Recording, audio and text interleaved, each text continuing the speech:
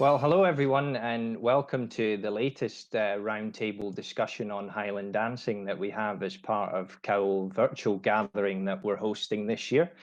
My name is Ross Armour. I'm one of the Master of Ceremonies for the dancing these days, and I'm joined today by three very successful Highland dancing teachers and also three former world champions as well, in Wilma Tommy, Aileen Robertson, and Jacqueline Smith.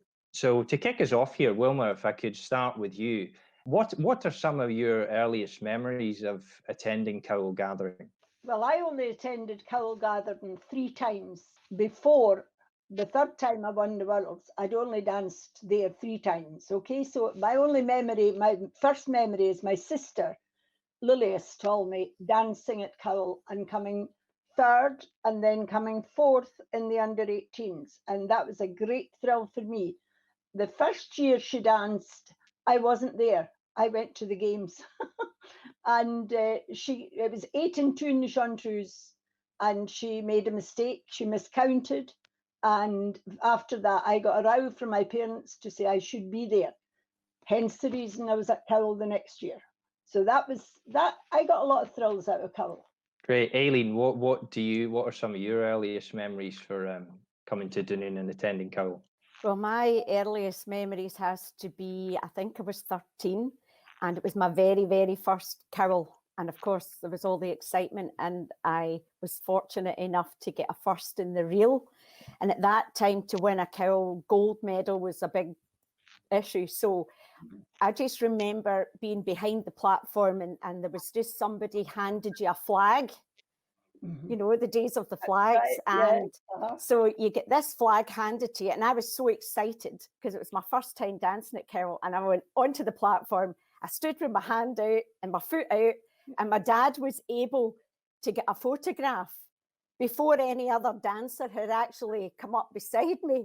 So it was just, after that, the rest was history. But I was just hooked, you know, on Highland then, and to get back to Cowell the following year and see how I got on. Actually, it was Brigadier Alistair MacLean that judged it that year. I'll never forget. He judged me many, many times. And actually, the year I won the Oscar, it was his trophy. It was the Brigadier Alistair MacLean trophy. So to think that he was the person that gave me my first at Cowell.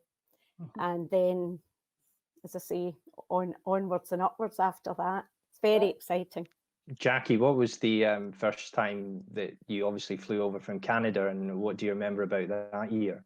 Well, that was 1987. I was 14 years old. That was my first time going over. I had no expectations. I just heard about what it was like to dance in Scotland and heard about all the amazing dancers there. Once I got on that stage at Cowell, I was so hooked and ended up coming back for another 9 years after that to compete. And I remember that year, as I said, I had no expectations or anything, and I ended up missing. Well, I was second overall and losing the world title to Nicola Grant by 1 point. So it was quite a memory for sure. And like Aileen said, like once I had taken part in that 1 year, that first year, I was hooked and couldn't wait to get back. Am I right in saying you came the following year, 1988, that was your first world championship? Is that right?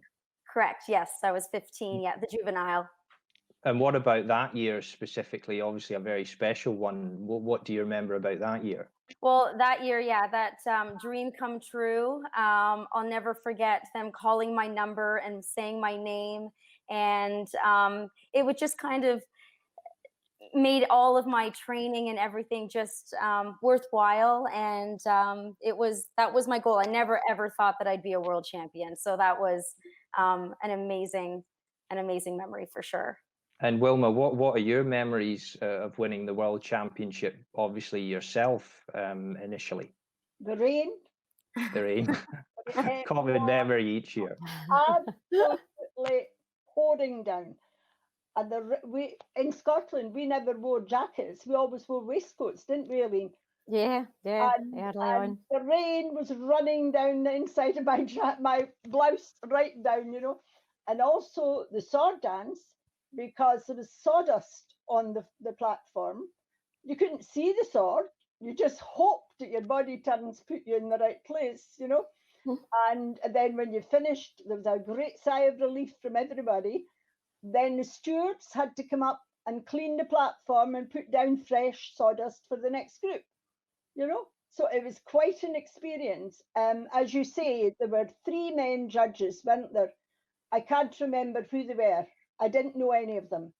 And when I won it, I didn't even know I'd won it. The way they lined us up at that time, I was lining up third, but they were doing it in reverse. And I didn't realize that. So it was a great, great thrill. I don't think I have had thrills like that since. Yes, I have. But that one was special to me. Yeah, absolutely wonderful. And Cowell, no matter what the weather, Cowell is an absolutely fabulous place to visit and dance at. It's an experience you'll get nowhere else, I think. But then maybe you guys think differently. Oh, I No, totally agree. certainly I not. Yeah, I would agree. Nothing like dancing on that Cowell stage and looking into the grandstand. I have memories of the sawdust as well, and it kicks into the bottom of your feet, and you're trying to jump, and you're doing a tight shedding, but you've got like this cake of sawdust. Sawdust on the Stuck to your shoe. Yeah. I know. And you jump in the saw dance and you land on a clump Yeah. of sawdust. Yeah. There's just a great atmosphere. As soon as you walk through those gates, there's just something special. Yeah. It's just And everybody's psyched up for it. Everybody, win or lose, everybody's psyched up for it. Wonderful. Yeah, I think we're all going to feel like there's a part of our life missing this year that weekend not being there. Certainly going to be a strange feeling, that one. Aileen, same question to you as well, obviously. What do you remember? You mentioned your first time at Cowell, obviously that first in the Rio, which is a great story in itself. But what about the first time you won the Worlds yourself? What do you remember about that? Well, I would say to win the World Adult is the ultimate goal for any of us. I mean, it's just special. But for me, the first time I won the Worlds was the junior, and I was 17. And that year, I knew I was in the pack, but I didn't go thinking I was going to win it. I think that was it. I just went and I danced and I was relaxed and I enjoyed it. And it was very special. And, you know, the first time you win it is the emotional one. Because, and as I say, that year I wasn't, the first year I won the adults, I was kind of, you're expected to be top 3 kind of in there. You know you might win it. But that year in the junior was very special to me. And I also remember, and Wilma just mentioned something about this, they just called you over. That's because right. in those days, you had to dance it over and over again. You know, you did your first round and then you qualified into the next round, then you qualified. So, you know, it goes on. And when they did the results, they just called the numbers over, like Wilma's saying. So I was standing with my mum and dad, and like it was, my number was called first. And I'll always remember my number being 100. And I think it was, they called the numbers in order of who had won. And we're going, have you won? Have you, you know, like it was new for us. Yes. And it wasn't, so I'm still like, didn't know I'd actually won it till I went over, and I ran over, got behind the platform, and again, like they're putting you into order of getting called up for the trophies and stuff. And at that point I just burst into tears when somebody actually said, well World Junior Champion you. And I'm like, so I suppose the first year you win it is the one that when you're not expecting to win it, was very special. Yeah. That first time you won it, the junior at 17 in 1972, then went on to win the adults relatively quickly after that in 74, and then again in 76. Once you'd won the World Junior Championship, did your eyes then set immediately, you know, I've got a chance at the adults here? That became one of your ultimate goals. Yes, definitely. And I think you, as a champion dancer, you work for Cowell. You work all year round. I always remember Christmas time, you don't really practice or anything, but come January, your focus is then on winning that title. You know, so you start preparing and getting yourself ready, I suppose. So yeah, that was the goal, was to win the adult after that. And I remember in 1973, I was runner-up. As I said earlier, Wilma can remember this. You danced the Scottish Championship, and there were so many went then through to the Worlds. And that year I had 3 firsts, because in those days you only danced Flying Sword 3 Championship. dances. Championship was over. The reel wasn't counted. No. So I had 3 firsts, went into the world final. I'm now dancing, I think, for, I don't know, the 9th dance or something. But I ended up, after winning 3 firsts, I don't know whether I just took my eye off the ball. I think I maybe touched the sword, because by then you are under pressure. You know, I was under pressure. I just won 3 firsts. I was going in to win this world championship, touched the sword, and was runner-up. So for 1974, the ultimate goal was going back in there and winning it. Jackie, I just want to ask you something specifically about the Adult World Championship. Now, you look back on the history of that through the late 80s and through all of the 90s, actually. And it's fair to say that that was obviously a period of, well, if I may, male dominance, you know, citing Gareth Mitchelson, Gregor Bowman, and Derek Mitchelson as well, obviously. And then there's you segmented in there famously 1993 and 1996. How was it coming up against those guys specifically? Oh my gosh, they were amazing. They were amazing. And like you said, it was like a male dominance, really. It was between the 3 of them. And yeah, I loved competing against all them. They were so wonderful to me and very welcoming and everything. And we were all good friends. But that was my ultimate goal, of course, was to win that Adult World Championship. Did I ever think I'd be able to do it? No. So in 93, when my name was called to win, that I would have to say was my most memorable cowl experience for sure. One being that I think it was like 8 years that it was all male, like between Gareth, Gregor, and Derek. And I believe it was Leslie Bowman was the female before me.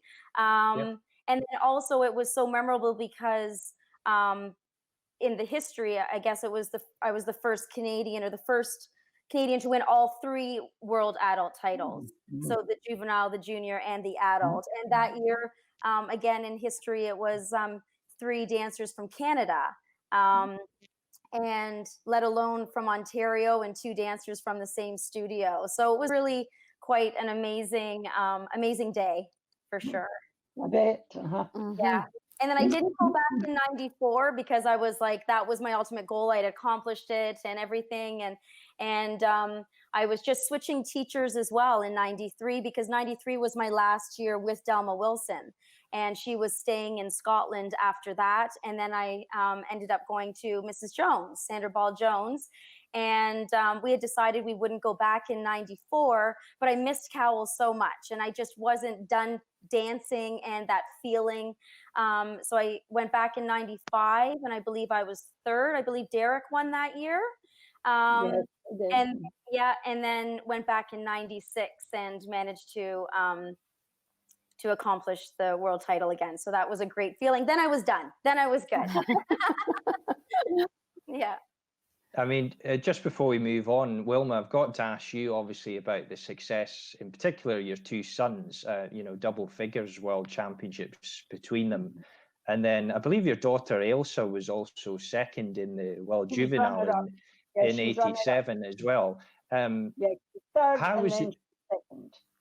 was the experience, both as their mum and their teacher, taking all 3 of them to cowl every year and being in contention, and then obviously achieving the success that you did? Well, I think you're to be mental. It was very stressful, very, very stressful. I'd like to say it was enjoyable, but I don't think I could say that because I was so nervous for them, not for me, for them. I think I relaxed after the sword dance because I knew they'd not kicked a sword. So, you know, it was just, the tension was fantastic. I mean, it really was. It was unbelievable, the tension. Of course, I had these two. One wanted to win one and one wanted to win the other, you know. Another one wanted to win the other one. Yeah. And who won it first? But the boys won it together. And they actually won it in the Queen's Hall 20 years after I did it in the Queen's Hall. So I was in the Queen's Hall when I won it, 65, and they were back there when the two of them won it in 85. So it was a wonderful experience, but you get nervous, don't you, Aileen? I mean, you Oh, had that very. feeling. You get more nervous for them than you ever did for yourself, you know? Absolutely. And I think because you're not in control, That's like right. as a dancer going up onto that They're on main their own. platform, you know, you're in control of yourself as a dancer, but when they go out there, you just fall apart. yeah, it's very nerve-wracking. It's very nerve-wracking. And as Jackie said, I had Nicola Grant as well, who won the Willows, and Rachel Sure, yeah. McLean, who won the Willows. You know? Yeah. And every one was as bad as the one before. Still nervous, still very nervous about it. But I loved it. I don't think they realise how nervous you get as a teacher, though. You know, like Yes, I know. you dance every step through with them.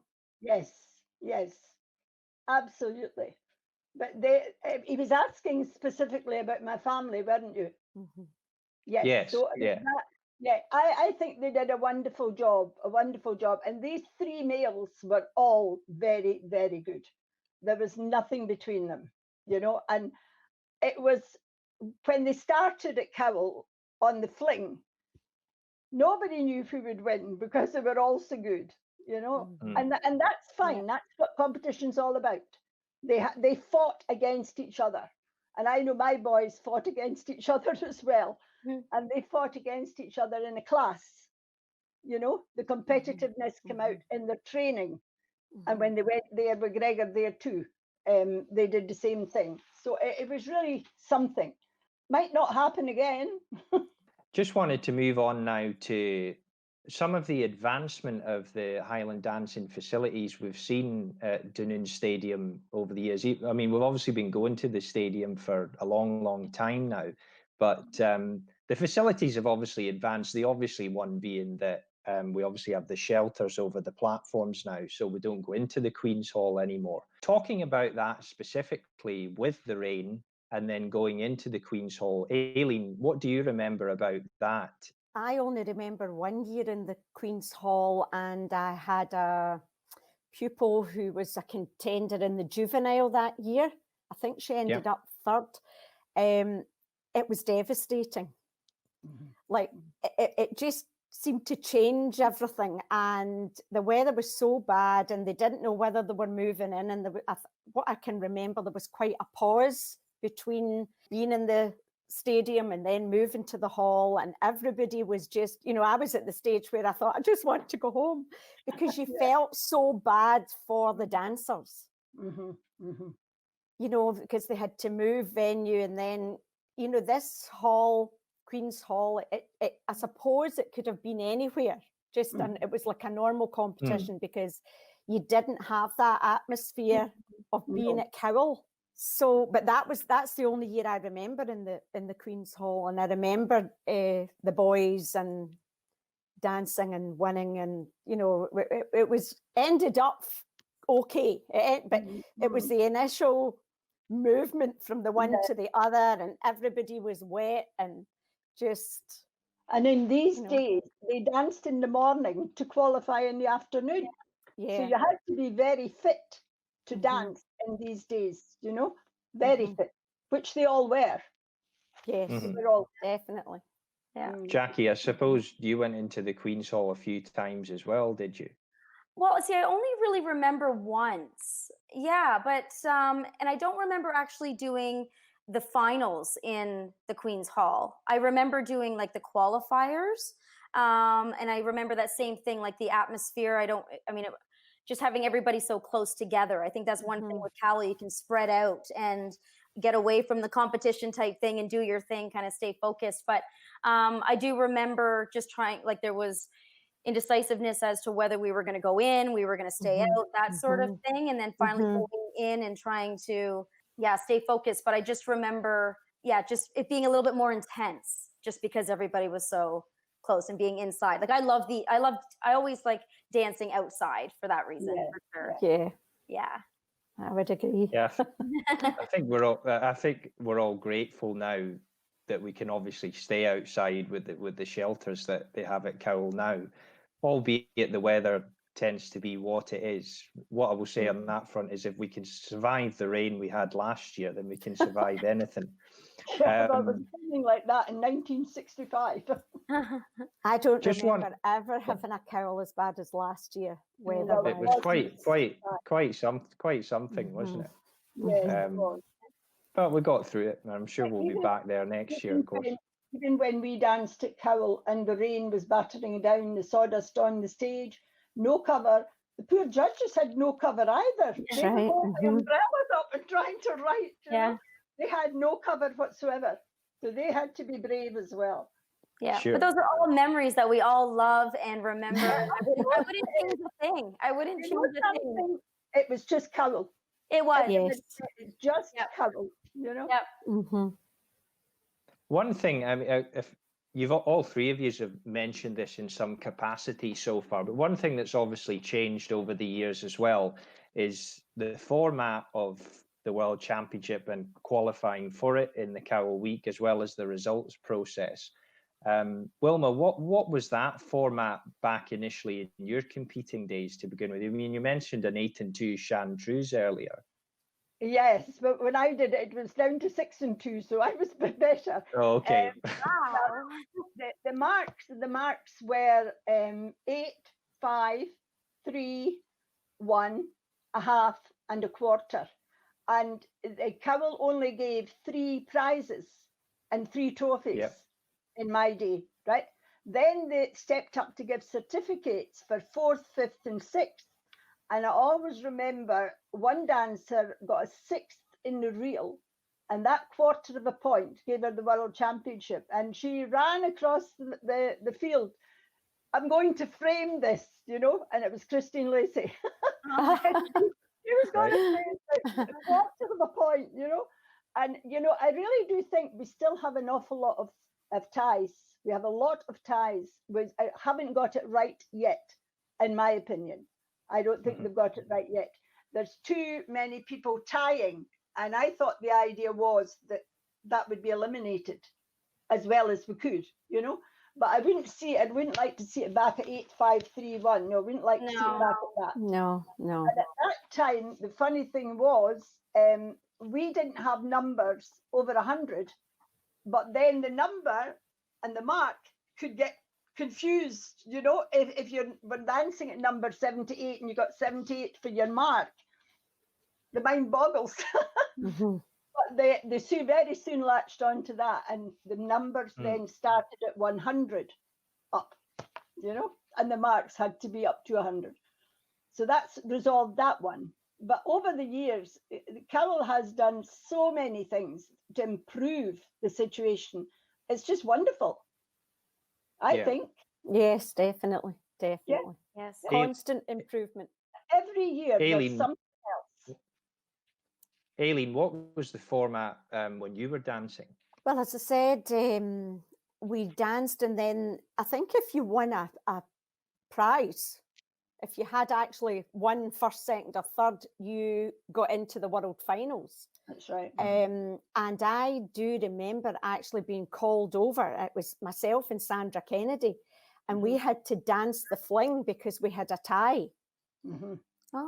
And we danced the fling again on the main platform to break that tie. So it was the whole format of the marking thing was entirely different from what it is now, and I think it's better now.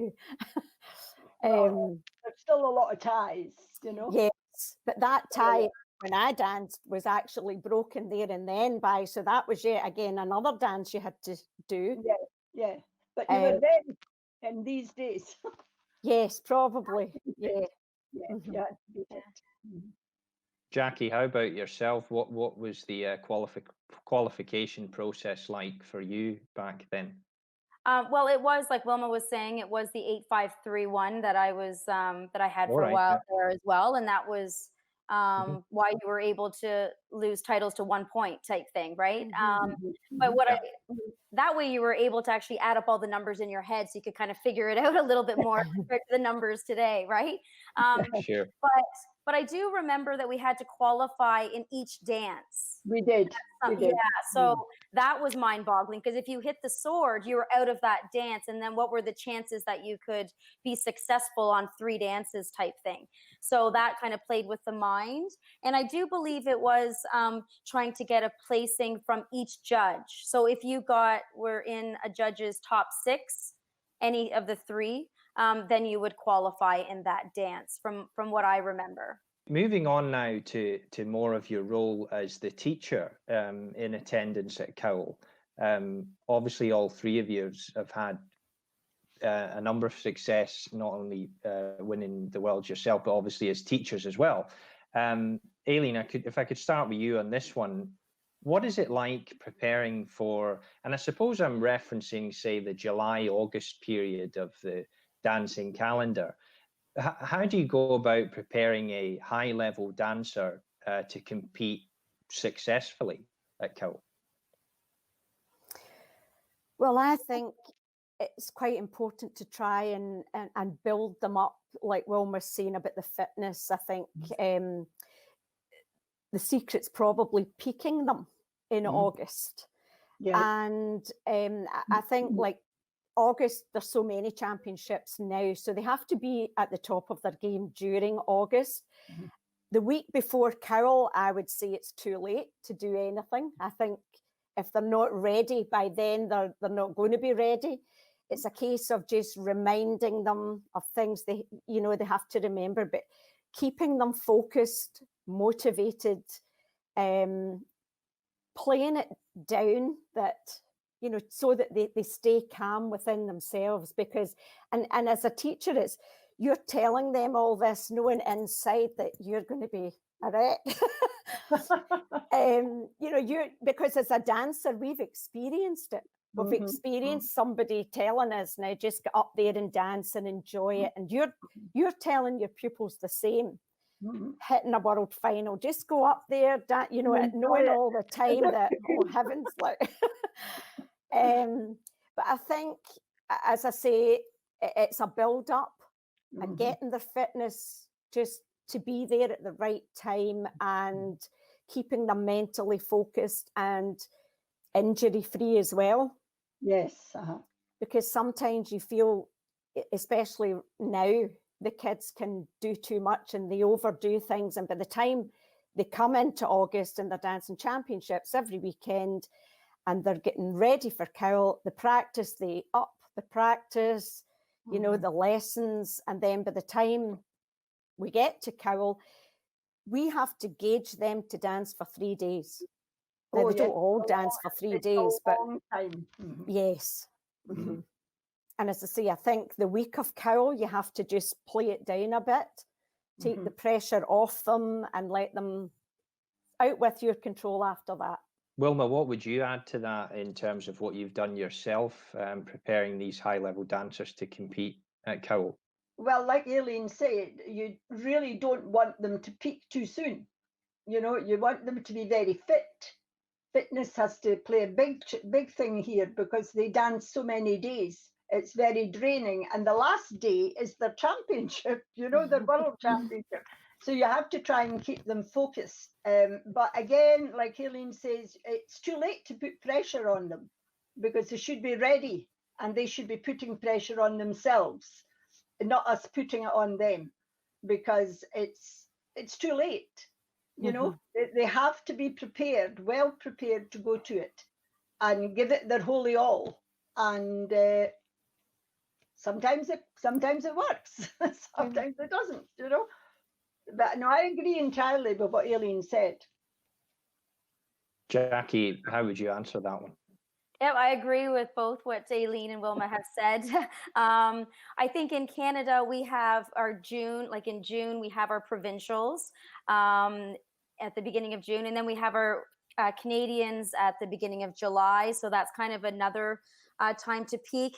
And then I always encourage my dancers to go over as soon as they can to Scotland to kind of get the jitters out and that sort of thing. And then, of course, the final peak being at Cowell. But I do feel that if the dancers feel that they've prepared as much as they possibly can and they feel good and confident in themselves and just don't put any pressure on themselves, because it's, you know, you can't control how others are dancing. You can't control, you know, what the judges are going to give you. All that you can control is what, how you've prepared and how you feel when you get on the stage. So no pressure and just taking it dance by dance, really.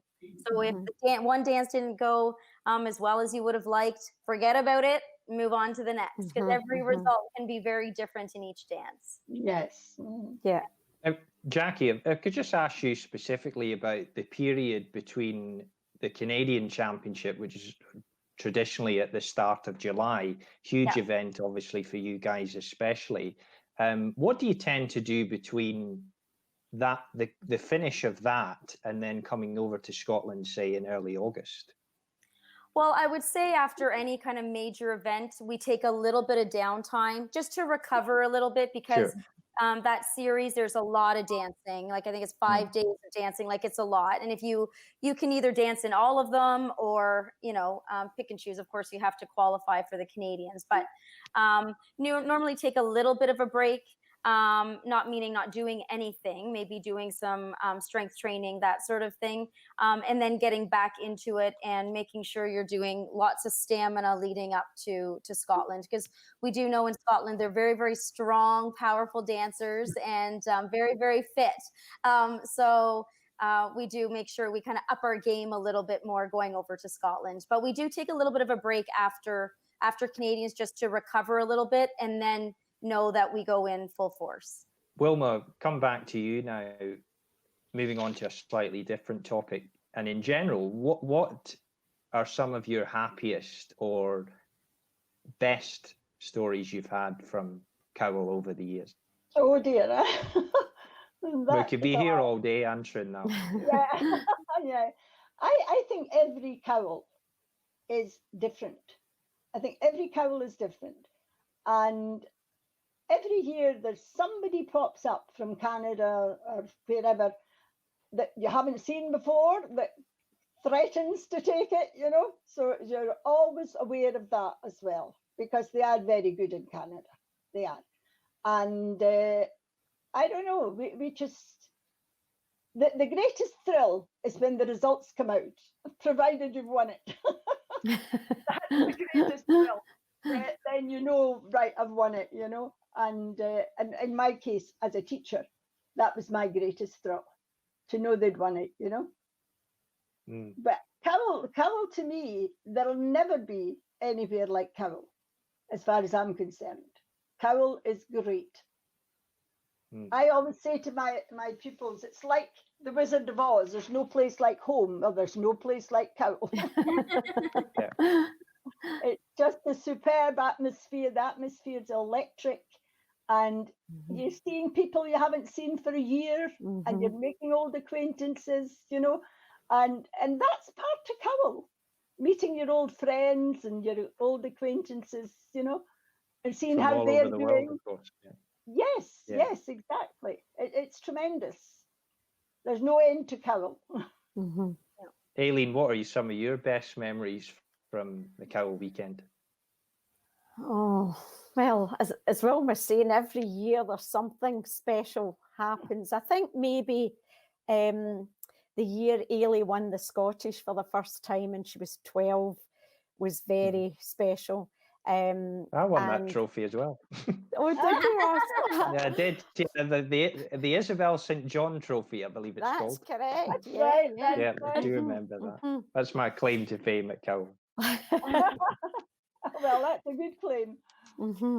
And then she qualified for the Worlds, obviously, at 12, and she just went on that platform, you know, the main platform. She was a 12-year-old first time in, and she just danced like, I was blown away. I thought, where the heck did that come from? And she ended up 4th in the world at 12. Oh, that's good. So That is yeah, fantastic. I can remember it quite Yeah. clearly in my head that year. Yeah, it's still Um, alive with you.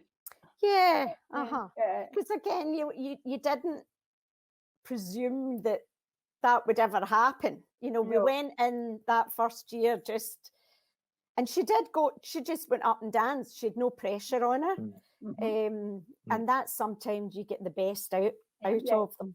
Mhm. Yeah. Would you say it absolutely. was it a bit less nerve-wracking that year then on the Saturday, just with this whole you've Definitely. nothing to lose attitude, and Right, sometimes yes. that can bring the best out in dancers. That's Mhm. right. For No, sure. And Definitely. obviously it did that year at 12, Yeah, 4th overall. definitely. Mhm. Yeah, and there were other teachers coming up to me and saying, "Oh my goodness, she's dancing great," and you know, like I'm thinking, she might be in here. You know,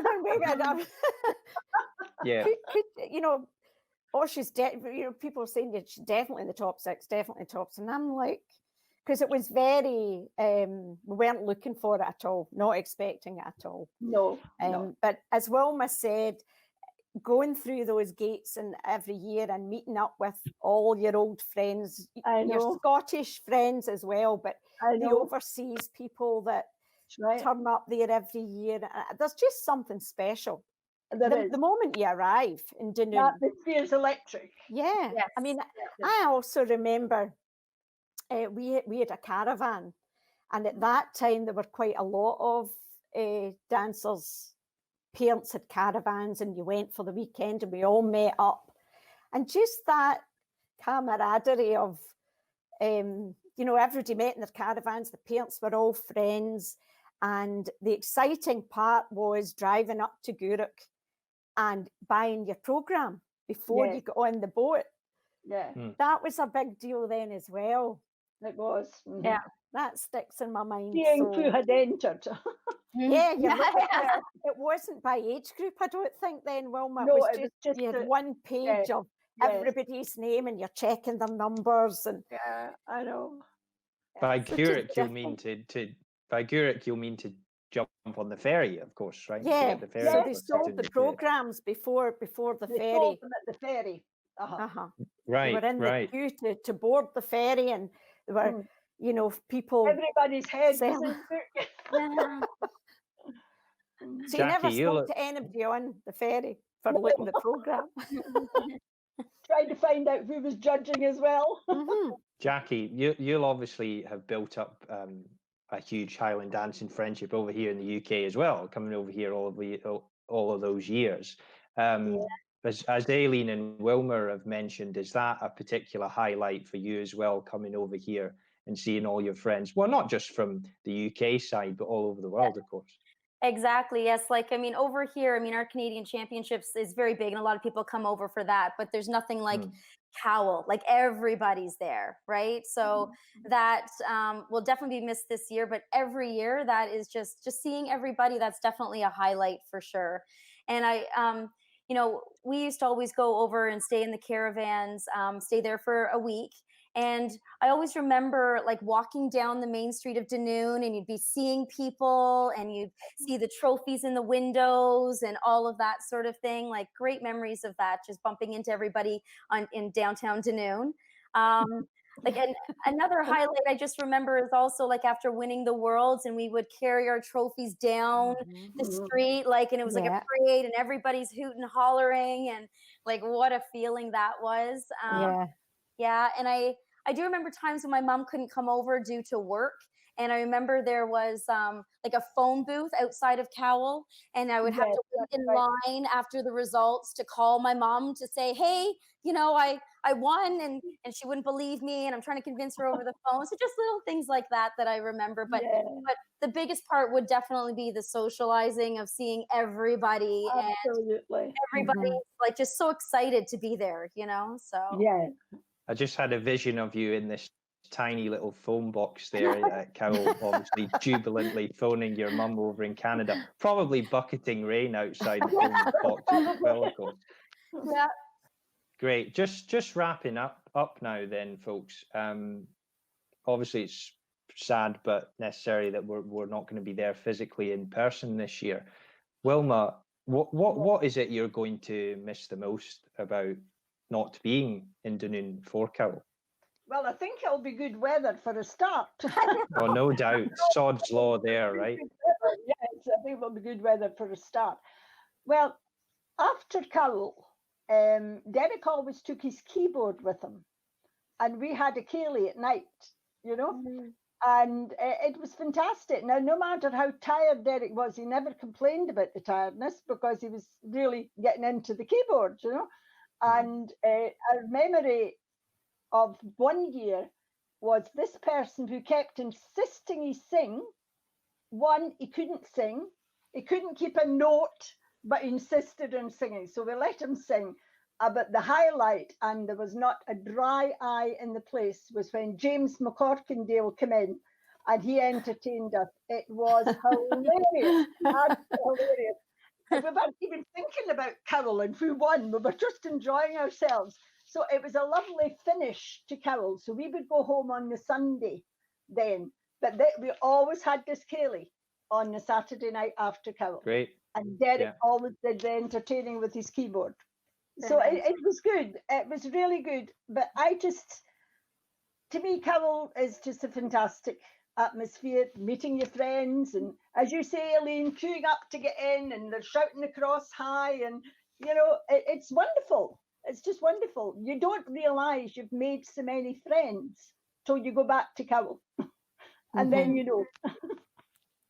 I will miss Cowell terribly this year. I will miss Cowell terribly. And one of my friends who comes every year, she said, we could be at Cowell in a week's time, you know. And I said, well, not this year. It means a lot to everybody it goes. Yeah, I think certainly speak for us all there, Wilma. We're going to miss it big time this year. Hopefully we'll be back next year, safe and sound, of course. Jackie, were you planning to come? Were you planning on coming over this year? And I was. What will you miss the most about being in Scotland? Well, everything, the shopping, seeing everybody. But with respect to just the biggest thing I think that everybody looks forward to is to hear who the newly crowned world champions are. So I think that is the highlight of the whole year for Highland dancers across the world, whether you're there or not. Everybody loves to hear who is newly crowned. And I think that's the biggest part that I'll miss this year is being there, and because it brings back so many memories as well, you know, whether they're good or not, you know, whether, but it was just that feeling. And I think that overall it will be the part that I miss the most is just seeing who wins. Final word to you, Aileen. What are you going to miss the most about Cowell, not being there at Cowell this year? Well, I would have to agree with Wilma and Jackie that, you know, even the run up to Cowell, the week of Cowell, everybody's buzzing. And I'm normally in Edinburgh at the tattoo, and even with the girls in the tattoo dance company, they're all buzzing for everybody else. Even some do go and compete, some don't, but they all know somebody that is, and just the whole atmosphere for a week ahead of it. But whichever day you go through those gates, Thursday, Friday or Saturday, there's nowhere can touch that atmosphere. No. Nowhere. And every dancer, teacher, I think even the judges will be buzzing. And it's just quite sad that this year that's not going to happen. And like Jackie said, for 2020, there's not going to be any world champions. That'll go down in the history books of a voyage year, and that's kind of sad. It's very sad. Very sad. So we just have to hope that next year we can get through this and we're back to Cowell next year.